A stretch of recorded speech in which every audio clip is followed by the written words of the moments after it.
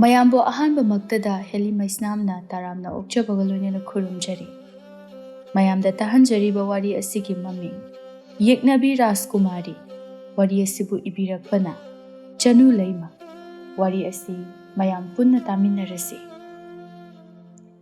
ꯃꯃꯥꯡꯉꯩ ꯃꯇꯝꯒꯤ ꯋꯥꯔꯤꯅꯤ꯫ ꯌꯥꯏ ꯍꯥꯏꯔꯤꯕ ꯂꯩꯕꯥꯛ ꯑꯁꯤꯒ ꯗꯥꯝ ꯍꯥꯏꯔꯤꯕ ꯂꯩꯕꯥꯛ ꯑꯁꯤꯒ ꯅꯤꯡꯊꯧ ꯑꯅꯤ ꯑꯁꯤ ꯑꯁꯨꯛꯀꯤ ꯃꯇꯤꯛ ꯌꯥꯝꯅ ꯅꯨꯡꯁꯤꯅꯅ ꯇꯤꯟꯅꯔꯝꯃꯤ꯫ ꯌꯥꯏ ꯍꯥꯏꯔꯤꯕ ꯂꯩꯕꯥꯛ ꯑꯁꯤꯒꯤ ꯅꯤꯡꯊꯧ ꯄꯥꯏꯈꯣꯝꯕꯒꯤ ꯃꯆꯥꯅꯨꯄꯥ ꯔꯥꯖꯀꯨꯃꯥꯔ ꯌꯥꯏꯉꯥꯟꯕ ꯌꯥꯝꯅ ꯃꯄꯨꯛꯆꯦꯜ ꯁꯦꯡꯕ, ꯍꯥꯏꯈꯤꯕ ꯋꯥ ꯉꯥꯛꯄ, ꯅꯨꯡꯁꯤꯕꯕꯨ ꯌꯥꯝꯅ ꯂꯨꯝꯅ ꯂꯧꯖꯕ ꯅꯨꯄꯥꯅꯤ꯫ ꯌꯥꯏꯉꯥꯟꯕ ꯂꯣꯟꯅ ꯃꯈꯣꯏꯒꯤ ꯀꯣꯅꯨꯡꯗ ꯊꯕꯛ ꯁꯨꯅꯕ ꯂꯩꯕꯤ ꯅꯨꯄꯤ ꯑꯃꯒ ꯋꯥꯔꯤ ꯁꯥꯟꯅꯔꯝꯃꯤ꯫ "ꯑꯕꯦꯝ, ꯁꯤꯜꯁꯦ ꯄꯥꯏꯁꯜꯂꯨ."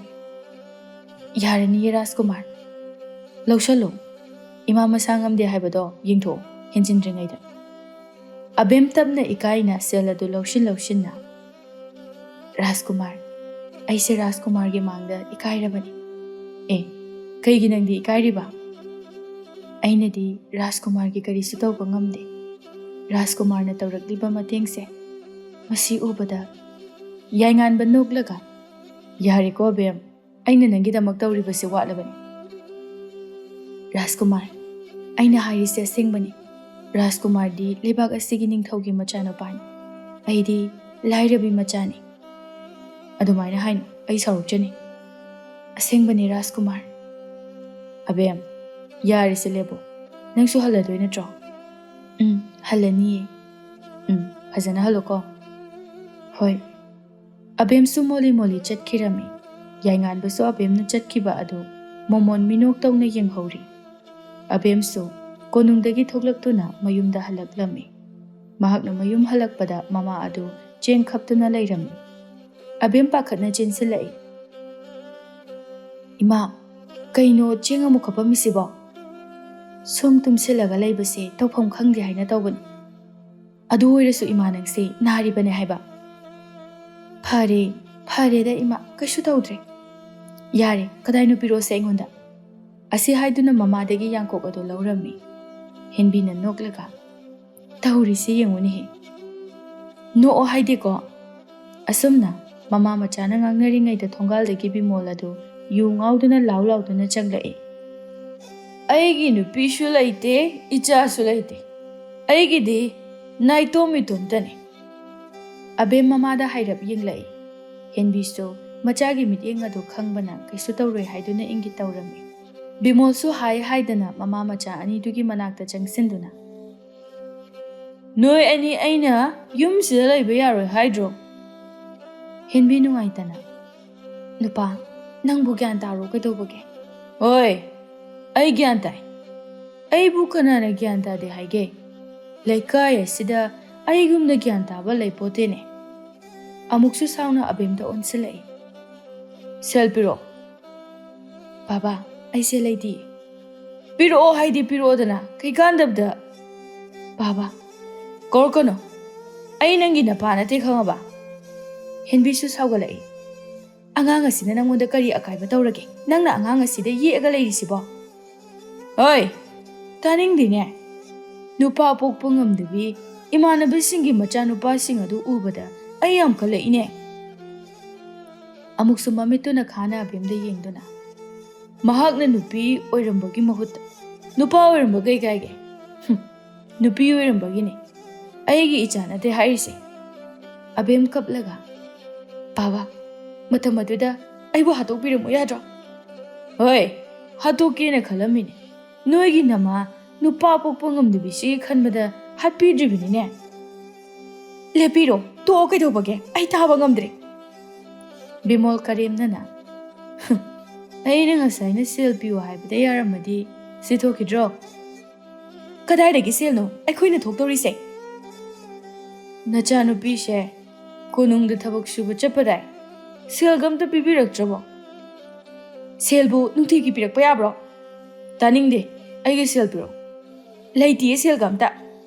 ꯕꯤꯃꯣꯜ ꯃꯥꯒꯤ ꯅꯨꯄꯤꯗ ꯁꯥꯎꯅ ꯌꯦꯡꯂꯝꯃꯤ꯫ ꯑꯕꯦꯝꯗꯤ ꯃꯄꯤ ꯇꯥꯅ ꯀꯞꯇꯨꯅ ꯂꯩꯔꯝꯃꯤ꯫ "ꯍꯣꯏ, ꯀꯞꯁꯤꯟ ꯂꯥꯎꯁꯤꯟꯅꯔꯛꯀꯅꯨ, ꯇꯥꯅꯤꯡꯗꯦ." "ꯕꯥꯕꯥ..."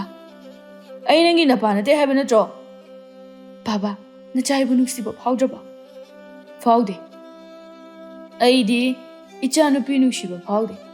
Ichanupa leiramladi aina ngasi tawribase tawram. Imanabasingna machanupa leibagi nungaibada aishu pami. Nangdi pokpogi kanadaba mini. Nachada adumni hek haiba ngamida ko pabuna hakse. Yare kapsinarakanu ai hinade. Abem kapna phanek machidagi sel khara lauthokuna mapada pirami. Se papa. Sel adu fanglabada bimol adu harauna. Singa saina pirakpa yadro. Ase haiduna amukso hairi thongalda thokre. Abem makhada gilauna famthaduna kablaklammi. Henbi mapitana machabu konsinduna themjin birami. Abem kapkunuto. Ichana kapase ima yengba ngamde. Ima aise kaigi nupa hoina poomdrino hayo. Aise kaigi nupa hoina poomdrino ba. Abem to obase. Aina ngasi phawba leirakpasida ipagi minungsi phangba ngamdribase. Aina nupi hoina poklubagini ko. Imagi abem. Ima aise bu yam phatrabo. Ichada kanana phatti haigi. Ichade atangbi nupi. Nupi laktagi atangbi ni. Abem de magi benda basing ado mamada paudam lami. Hen baso machabu konsinduna thembiri. Tanjadu da thokraba mapa aduga. Laikai adugi ngausinabada maming chatlaba khabaga puna changminarai. Bimol na khanglaw lawna. Hojuk phau kaidorigi na khoyeni. Mama macha anido khangpre khangna konaramba sing ado thadokni. Bimol sungangba lepte. Daw thunga yaroi na khoy ubada. Abem tapna hogatuna mapada yengsu yengba ngamda. Mamai non thaduna chatki. Hen baso machagi matung inaki. Bimol khabada amuk unsinduna. Tawrisi uredana. Sidabu aina kamai yumda leinindoino. Khabana noklaga. Khura. Nachanupi se masakti fazai hai. Kalai dagino da ibungo. Aseng bani khura. Ayoina wakal se kaino makalai. Bimol thawa sadana. Makhoi gi wari ga sagum sida. Daw ga yar. Law. Kanadi thengi nabni. Ase haiduna mahakna luchingduna. Piktakna lairiba sangoy aduda changrai. Law. Sida hekda tawrasi. Hoi khura. Som imungdani. Abemdi mapabu yamna waraurai. Baba. Nahakna ibu nushibirakto isi karam kandan. Baba na nushina ipagi abem haina kawbado. Ay taningi. Ase haiduna hikna amukablaklamni.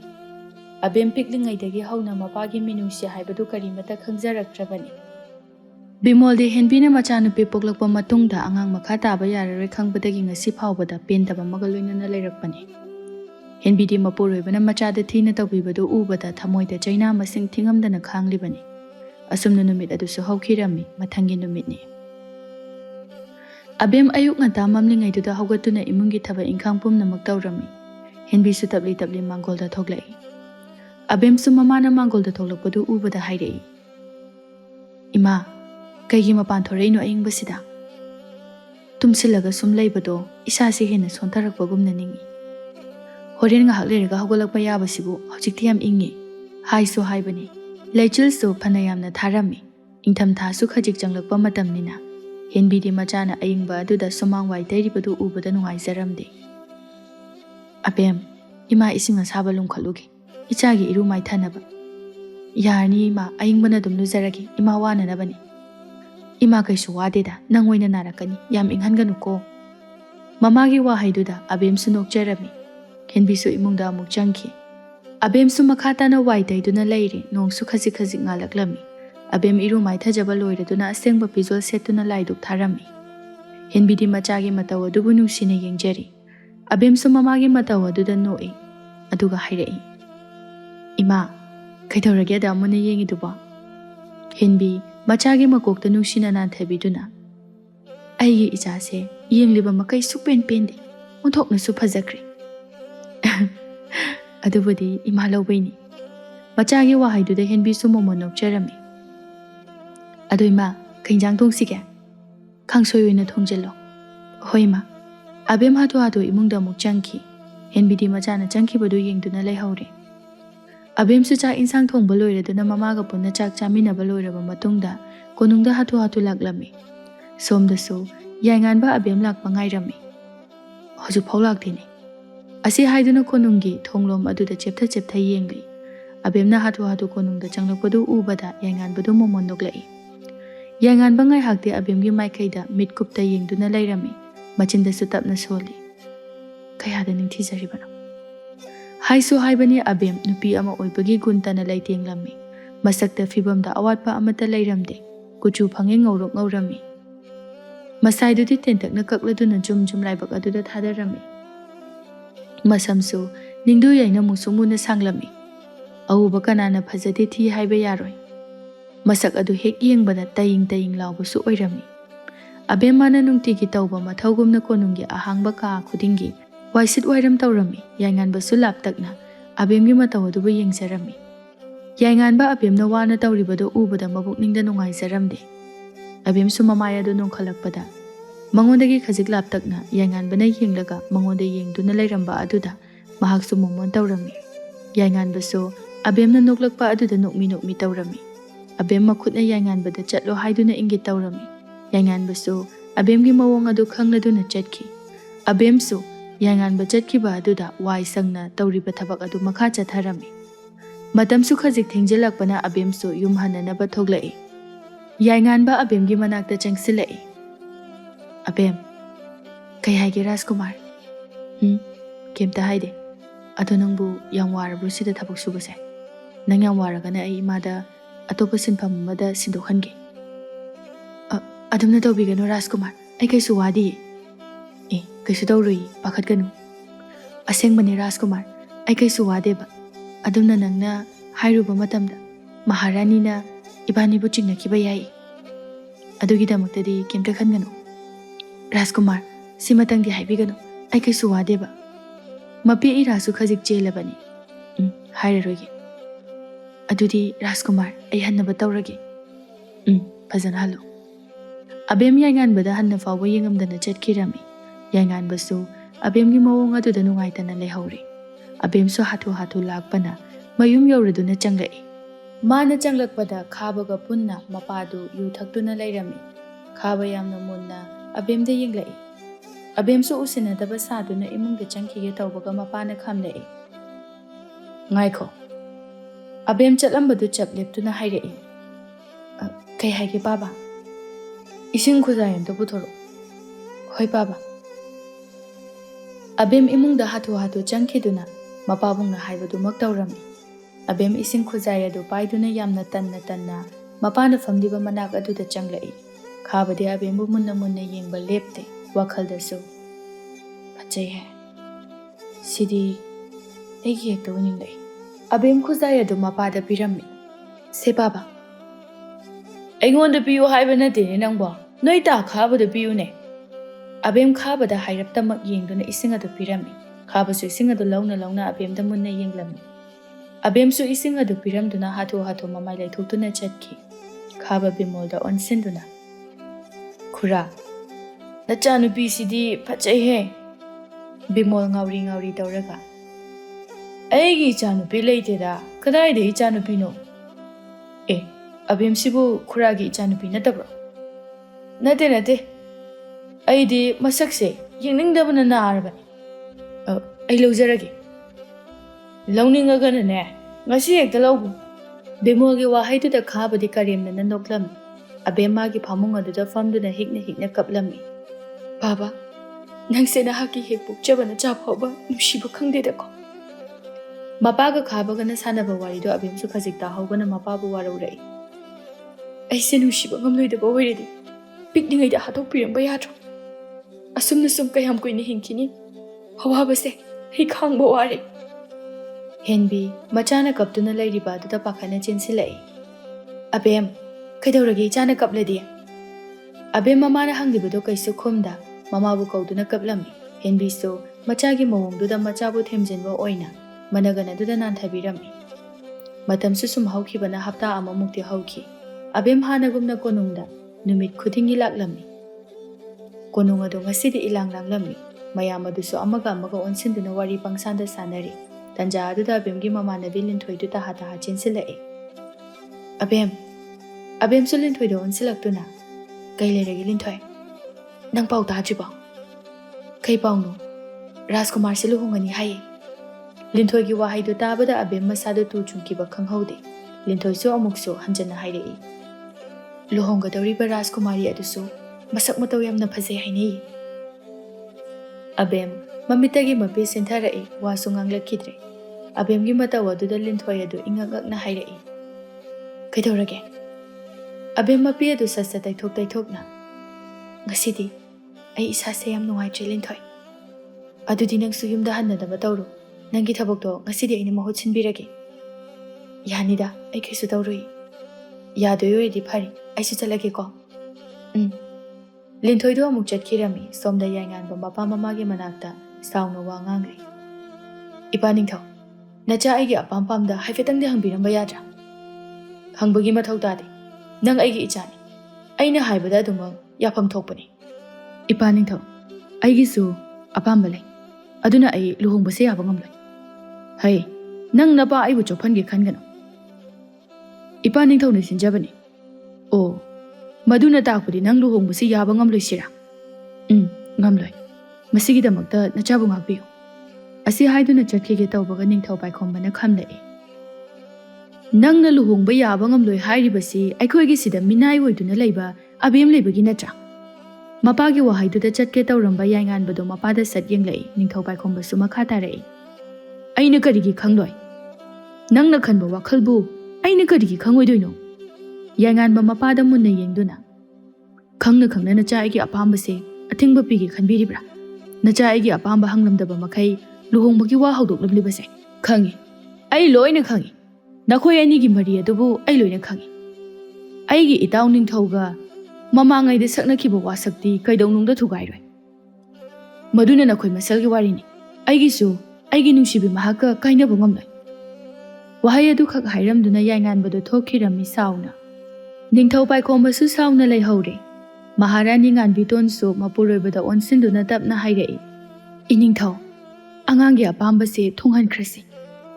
Paikhomba saugalai. Madu yaroi nubi. Karigumba luhongbase kaikiba thoklabadi aidi sikibana charuk chama hena phai. Nganbitonsu kari wahai hairaga mapuroibabu themjingani haiba khanglaktre. Mapa macha ani asi mihuldagi karidagi loine hek manabani madumakna tungda kari oirakani khanbada nganbitongi matha sarami. Yainganba sauna thoklakpana abemgi manakta laklami. Abem yainganba lakpada usinadaba saduna leirami. Yainganba abemgi manakta khonglei thuna changsenduna hairei. Abem ibani warimta sanase. Rajkumar handokpiyo. Mina ukraga lana laukhini. Lana launingaga laujasano. Lao aigi tunginaro. Ai Rajkumar gi tungina bangamlai. Rajkumar di luhongbagi wa lepnaba loiraba misakni. Luhongbada aine yade. Abemdu wa thaidoklaga. Rajkumar aigi tung inaduna aingoda amu hadigi lano. Abem nangmangna sumna hairabako. Rajkumar nahak chalo. Mina uraga aibu kaini hainakini. Uningusano haujikti ai kanabusu kidre.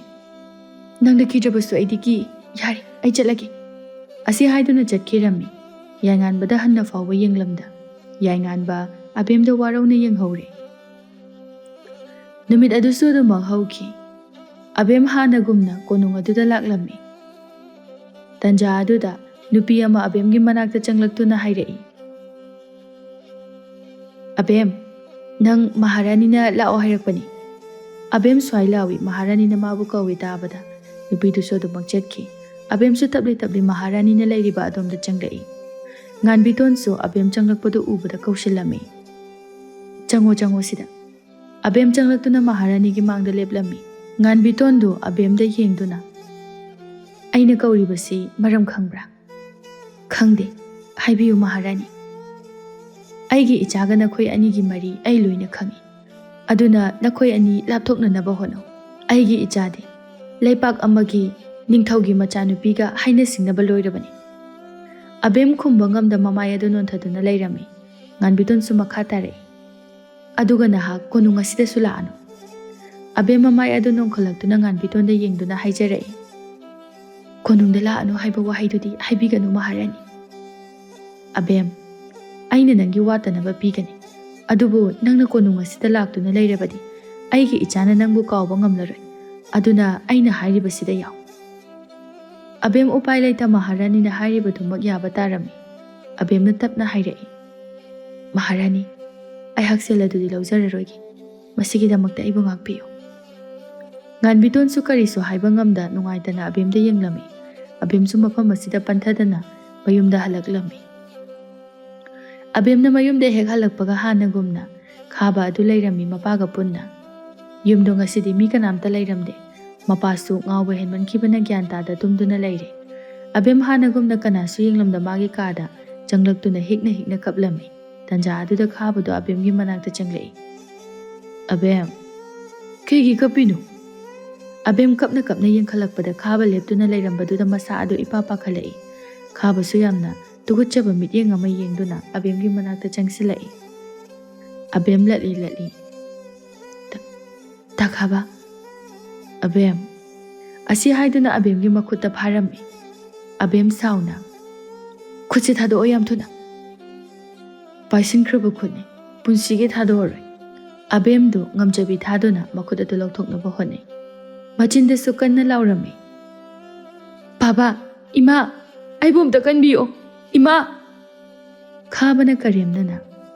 Yum masida aigi aningba apamba tawbada kananasu thingba ngamlai. Asi haiduna no ami. Abem su khabagi makhut aduda mayana chiktuna makhuttu lokthokduna chenthorei. Khabasu tanaraktuna abembu phaduna chakumtamna pushilai. Abem su kapna aroiba oina haijarei. Takhaba, aibumta thadokpiyo. Najalni khana aibumukta thadokpiyo. Khaba karimnana kanna noklami.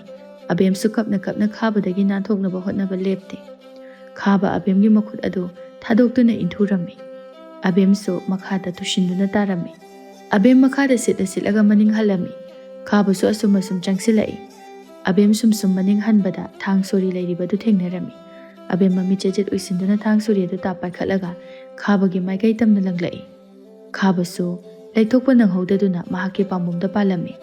Khaba anabaga kaiga laurai. Abem ki na khaba da yenglai. Khaba su sauna mahaki pambomdagi thang adu satoktuna abem tamna changsilai. Abem upai laichabi amagumna khaba da yenglami. Khaba thang aduna abem gi mabukta hanjin lepa laitana thilami. Abem kanna amukta oina lauramduna aroiba oina machina duda tapna solai. Rajkumar, ibu waruganu ko. Ay chatlagi. Panglamba mamit adu isinkre punsigi mikap thokla aroi haibagi matagum. Khaba ipapa khana abemgi asiba hakchangdagi chenthora iba ising adu da yenglami. Mikup hana panthadana abemgi masadagi chentharagliba ising adu taithoklami. Aduga amuksu bora chauba amada abemgi asiba hakchang adu hapchillami. Khaba akoibadu sitnana taithokna thokpa tawraba matungda yum adudagi asiba hakchang adu putoktuna thorakli. Mirak narak yengladuna numidangi matamni. Hinbi machabo halaktabada koi thirai. Abem dubu hoju phawba halakte. Kaidobu yauraba janone. Nahang khaidi nganna halakpani. Aibu konungda chatlaga hangbana chumgadawribra. Wakhaldo khana chak mai thagatuna thongba haurami. Matamsu khajik-khajikdagi ahing nongya yaurami. Henbi masadu laiba yaraktre machana hanjilaktabada. Henbi so upai laita mapur huibana tumduna lairibada hodorei. Nupa, amukta hogalo. Akhoi abemda hoju phawba halaktre. Oi, halaktriga kaidawrage. Phana dum pharabani. Asi haiduna kaisu thausadana tumki. Hinbidi ahingdu mamachana halaktabagi maina tumthaba yada nongankiba khanghaude. Anganba ayukni. Hinbi ayuk anta hauduna ison kai konungda lakduna machabo hanglami. Konungda lairamba misingna abemdi ngarang nganna hankrabani haiduna loina hainarami. Hinbi upai laita mayumda amuk halakli. Konungi misingna chibon hainabadagi loina tarami. Abem mangkre haibagi paudo. Rajkumari yanganbusu paudo tabada abembu thiba haurami. Ningthau Maharani anidi machagi mawong aduda pakhatladuna luhongba adu thujinnaba tawrami. Asumna asum haukhibana yanganba mapa mamagi yathangi matung inna Rajkumari laithoiga luhonglami. Luhonglaba matungni yanganba matha sana ka aduda hangathanda chatpa sanaduna lei tanja aduda Rajkumari yaithoido yanganbagi manakta changlai. Rajkumar, hayingdi laikhrumba chatluse. Yanganba sauna. Nang engoda wangang kanu haiba natro. Ngangningaga ngangni ngangningdraga tokani. Nang ngasi soirose aigi khutta siba. Yare Rajkumar khara ngangadi. Nang aina aigi naksida changakano haiba natro. Maharani imana lai khurumba chapagi hairuso haibagi changlakpani khangaba. Ai ngamoi chatpa. Chattaba yaroi hayingdi. Ngamoi. Sida wa makha yamna taningai maram leite. Aduga aidi nangse sukpam pamde. Aishu nang pamde na. Ai pamdraga karigi luhungba yaraiba. Nangsu yaraisini chap mane. Yainganba mamit ado khana laithoida yenglammi. Laithoisu yainganbada sugat salamduna thokhirami. Yainganba matanta murum soli. Ai yamaina roidorida masigi nupisi olaminadoshi. Somda laithoisu murum soli. Masak khara phajayena khankibani hanade. Adubu hojikti mangondagi hena thiba leitre. Masidabu aikhoi maga pabungana. Angang oiriba ibu namdana luhongbirineba. Ai yam pende haisin. Asi haiduna sauna kuku kamduna leire. Numit adusu haujinki mathangi numidi. Laithoi ngata haugatuna. Lai khurumba chatnanaba make semduna leirami. Yanganbadi kaisu thawa sadana magi thokpa tawduna leire. Laithoidu manai masal khara puduna chatnanaba thorai. Thorakpagi lambida yanganbaga hek thengnarami. Laithoidu yanganbada sugat salamduna chatki. Yanganbasu kaisu ngangluba ngamda leptuna lehauri. Asumna sum haukibana thabum ama ani maya haujinkri. Anganba ayuk ngata aduda konungada punglang langlammi. Makoising adusu wari sanari nupi amana. Abemdo turilda siduna leirami haine. Amana hairei. Aiso dumaina tai. Magise mina hatbiraga huntokpirambasu sumale hainei. As aduni aidi tubu chungi. Karigidamakta hatlino khanbada. Abem siri haibagi paudu ningthau maharani amadi yanganbasu tarami. Yanganbadi khudak aduda abemna taduna leiriba mafam aduda chatkirami. Numidangi matam soisilagli. Yanganba yamna thengna konungda hanjilaktuna mama mapa anigi manakta changlai. Ningthau maharani anidi machagi maithongda tariba sauningbagi pendaba warobagi mami adu ubada. Wakhal aduda khanjanarami. Ningthau paikhombana machabu kausilami. Ipagi bungo kari hainingi asuk thiklakansidda laklibase. Yanganba warona Ipa ningthau Ima Maharani Nakhoi anina aigi abembu mi thadoktuna halanbra. Ningthau Maharani anido ngakna Aikhoidi karigi mabu halangadoriba. Oidaba ngangbigano nachaloina khangi. Abem mangkhiba numit ado Ima Maharani na abembu kaushinduna konung asidagi tanthokibani hai. Masi chumba natra. Nganbiton so mana haikiba singado hairami. Chummi aina mabu tanthokibani. Adudi mabu halamlibasisu nakhoina natra. Natte masimadi aikhoi tasengna khangde. Ima babong nakhoi anina ni haiba nacha khangse. Karigumba nakhoi anibu aigi ima ipa oiramdraba. Nakhoi busu aina hatpa ngamgani. Nganbiton mapi tana imagi bungo imana hairibase achumbani. Hanjin oidaba ngangi nachai famda. Oidaba nati yari khangi lebo. Paikhomba nungaitana. Namanaba ani sibu nangna atuk hakna phattana khallaba. Yainganba mapana nganglibadu tasanadana thokhirami. Yainganbana changlakpada laithoidu hatu yainganbagi manakta changsanduna hanglai. Rajkumar kana sire haino. Nangwangang kanu tumile. Mina hanglisidi khomde aingondata pangangda ngangdauta tawraga lei. Yainganba sauna laithoigi oi thangba khazai aduda sapu kana tharai. Aina nang tumina lewa haiba natro. Haujikti kari sare. Laithoi ngasidi mabukning nungsina mapi sinthaduna. Rajkumar aina kari lankrage. Nang lande adubu nangdi aigi Yeknabi Rajkumari ni. Nahaki nupibu Yeknabi ni khanba ngamba nangi pukchela daw ngaktaba ngamde. Nang aigi nupi nate. Aigi nupi di aigi abem khaktani.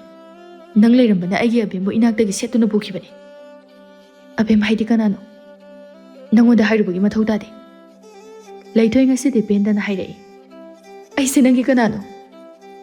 Amukasu hanjina hairi. Nang se aigi Yeknabani. Nang leirambagi aigi abemna taibang thadoktuna chatkibani. Laithoi hangbasu ngamda yainganbada warauna yengjarai. Yainganbasu sauna amuksu mafam adudagi chatki. Matamna kanabusu ngaida asum haujinkibana abemgi karmasu loiki. Henbidi macha kainabagi maichakna chagani tungani khanglaktre.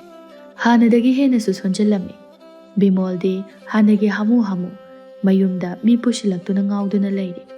Bimol imungda changkringayda khabaga lakminaba thombado khabada yengduna hairai. Itaw, nangse ngamdi phasana ngami he. Aina gadurage. Ai loina khangbajani abem kanana halino do. Khaba masadu swailawna khangai hairai. Ai dina teko. Thombado noklaga. Itaw na abemgi hakchangdo turel da thadagi bado ai uhawi. Tumilayo, mi tani ni nangbo. Chumaba natro. Chumeba. Sigi wase. Nakongani shuan bayaro. Aina nangi watanaba selfie gani. Hoida. Makoina sanariba wari do thonggal da changlakpa henbi na loina tarami. Henbi kapna konungda laktuna khabaga thombaga sanaba wari pumba lirami. Iningthau, maharani. Makoi budandi pibiyo. Yangan basu henbi na tamlakpa I pao adu tabada saubuna kam thengladuna khudak aduda khababu phananaba manai masal kharaga mahaka punna henbi khoida laklami. Somdasu ahumadu yamna kanna nungairi khaba ngauri tawduna. Thakjilu khura. Bimolsu khabana pirakliba adu thakjili. Tanja aduda yanganbana prap laktuna khabagi managana aduda khungpakna kaurami. Khabasu longna haithaduna tarami. Yanganba mamit adu imuk ngangna. Aigi abembu nangna minungsi leitana hatkibagi mahai aina nangbusu hatkadi. Asi haiduna phurami. Thombasu, Bimolsu, ningthaugi machanupa oibana karisu tawba ngamlamde. Bimoldi machanupibu khabana hatli haiba tabada masa adu tarang chatkre. Henbisu mapurulbagi manakta changsenduna yamna pendana hairai. Aigi ichana nangonda kayamuk yamna kaikhrabagi. Ngasi phawba ichana nahakki minungsidamak ngaiduna leikibani. Adubu nangdi pukchel pikpa minungsi khangdaba misak oiramni. Haujikti pelaba natro. Ichasu mama aibu thadoktuna chatkre. Pumnamak nahakna thokhanba ngaktani. Pelo nang haujikti. Bimolsu haujiktada mapi sintharai. Chumi. Pumnamak aina thokhanba ngaktani. Aise kayada matik chadraba mapano. Aina maram oiraga aigi ichasu khangu thakta mapunsi loikraba. Henbidi macha kainabagi maichakna hikna kaplami. Yangandusu khababu phuba yaba phuraba matungda konungda puraklami. Laithoisu haujikti thokiba pawbu maloina tarami. Laithoi yanganbagi khanbada yamna wazarami. Rajkumar, nangna kayada waramgadaba. Maichak pumbada aisu loina khangi. Nangonda phauramgadaba awabada aingondasu chap manana phawi. Laithoi machindasu tapna.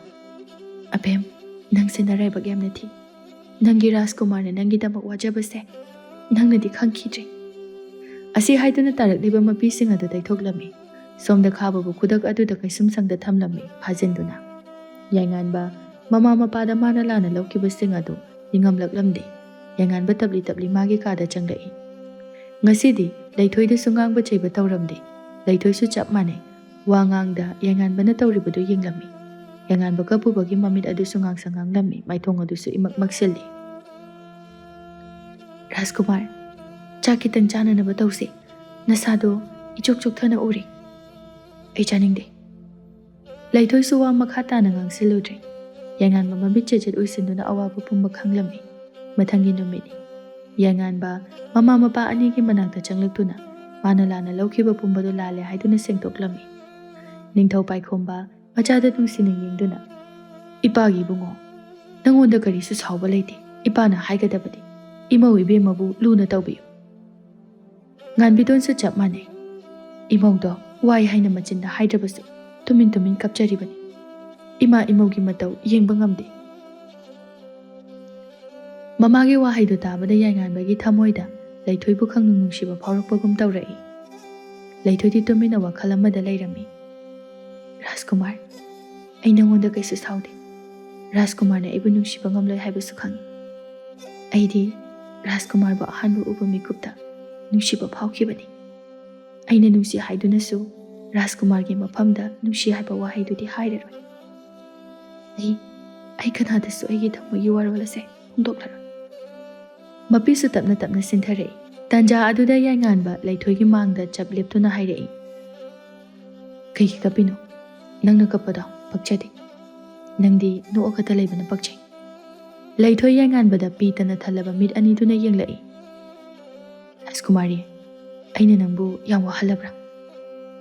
ꯑꯩ ꯋꯥꯗꯦ ꯔꯥꯖꯀꯨꯃꯥꯔ, ꯑꯩ ꯌꯥꯝ ꯅꯨꯡꯉꯥꯏ꯫ ꯑꯁꯤ ꯍꯥꯏꯗꯨꯅ ꯃꯣꯃꯣꯟ ꯅꯣꯛꯆꯔꯝꯃꯤ꯫ ꯌꯥꯏꯉꯥꯟꯕ ꯇꯥꯔꯛꯂꯤꯕ ꯃꯄꯤ ꯑꯗꯨ ꯃꯈꯨꯠ ꯑꯗꯨꯅ ꯇꯩꯊꯣꯛꯄꯤꯔꯝꯃꯤ꯫ ꯀꯞꯄꯗꯤ ꯅꯁꯛꯇꯣ ꯂꯣꯏꯅ ꯊꯤꯖꯜꯂꯤ꯫ ꯅꯪꯅ ꯅꯁꯛ ꯊꯤꯖꯜꯂꯗꯤ ꯏꯆꯥꯁꯨ ꯃꯁꯛ ꯊꯤꯔꯅꯤ꯫ ꯂꯩꯊꯣꯏ ꯇꯤꯡꯉꯛ ꯇꯤꯡꯉꯛ ꯌꯥꯏꯉꯥꯟꯕꯗ ꯌꯦꯡꯂꯛꯏ꯫ ꯌꯥꯏꯉꯥꯟꯕ ꯂꯩꯊꯣꯏꯒꯤ ꯅꯥꯀꯣꯡ ꯃꯌꯥꯗ ꯇꯞꯅ ꯆꯪꯁꯤꯟꯗꯨꯅ ꯍꯥꯏꯔꯛꯏ, ꯅꯪꯁꯦ ꯄꯨꯟꯁꯤꯒꯤ ꯑꯣꯏꯅ ꯊꯥꯗꯣꯛꯂꯔꯣꯏ, ꯑꯩꯒꯤ ꯅꯨꯄꯤ ꯑꯗꯨꯝ ꯑꯣꯏꯔꯅꯤ꯫ ꯌꯥꯏꯉꯥꯟꯕꯒꯤ ꯃꯇꯧ ꯄꯨꯝꯕ ꯂꯩꯊꯣꯏꯒꯤ ꯃꯐꯝꯗꯗꯤ ꯑꯉꯛꯄ ꯊꯧꯗꯣꯛ ꯑꯣꯏꯔꯝꯃꯤ꯫ ꯂꯩꯊꯣꯏ ꯇꯞꯅ, ꯔꯥꯖꯀꯨꯃꯥꯔ, ꯀꯩ ꯍꯥꯏꯒꯦ ꯔꯥꯖꯀꯨꯃꯥꯔꯤ?